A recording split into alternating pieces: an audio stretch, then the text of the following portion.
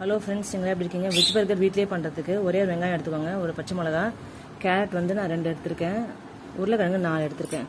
இதெல்லாம் வந்து ஸ்ட்ரைட்டாக நீங்கள் வந்து வேக வச்சு எடுத்துக்கலாம், இல்லைன்னா உங்களுக்கு வந்து வதக்கி கூட நீங்கள் போட்டுக்கலாம். நான் இப்போ வந்து வேக வச்சிட போகிறேன். அதை மட்டும் வதக்கிட்டு அதுக்கப்புறமா நீங்கள் வேக வச்சுக்கோங்க. வேக வச்ச மாதிரி போட்டுக்கோங்க.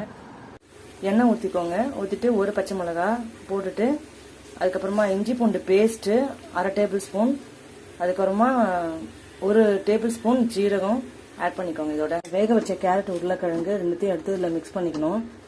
போட்டுட்டு அதுக்கப்புறமா அந்த மாதிரி நேச்சுரலாக மேஷ் பண்ணிக்கோங்க. உங்களுக்கு தேவையான உப்பு கலந்துக்கோங்க. அப்புறம் மஞ்சள் பொடி, இதில் 1/2 teaspoon red chilli powder, 1/2 teaspoon Kashmiri chilli powder, amchur powder ஒரு டீஸ்பூன் போட்டுக்கோங்க. இந்த மாதிரி பேட்டிஸ் பண்ணி வச்சுக்கோங்க. பேட்டிஸை கார்ன்ஃப்ளவர் மாவில் டிப் பண்ணிக்கோங்க. உங்கள்கிட்ட பிரெட் க்ரம்ஸ் இல்லைன்னா ரஸ்க் இருந்ததுன்னா இதை டஸ்ட் பண்ணிக்கோங்க. நான் மைதா மாவு தான் டஸ்ட் பண்ணியிருக்கோம். எண்ணெயில் போட்டு எடுத்துருங்க. இந்த மாதிரி ஹாஃபாக கட் பண்ணிக்கோங்க. கட் பண்ணிவிட்டு இதில் வந்து மைனஸ் வந்து தடவிக்கோங்க. மைனஸ் தடவலை நான் இதை வந்து டொமேட்டோ சாஸ் தடவிருக்கேன். தடவிட்டு நல்லா பேட்டி வச்சுக்கோங்க. மேலே டொமேட்டோ, அதுக்கப்புறமா ஸ்லைஸ் பண்ண ரா டொமேட்டோ, ரா ஆனியன், அப்புறமா லெட்யூஸ் இருந்ததுன்னா வச்சுக்கோங்க, இல்லைன்னா இது மாதிரி கோஸ் வச்சுக்கோங்க. பர்கர் வீட்லேயே கடையில் வாங்குகிற பன் வச்சு பண்ணியாச்சு. பண்ணி பாருங்கள். பிடிச்சிருந்தா ஒரு லைக் போட்டு சப்ஸ்கிரைப் பண்ணுங்கள் ப்ளீஸ். Bye friends.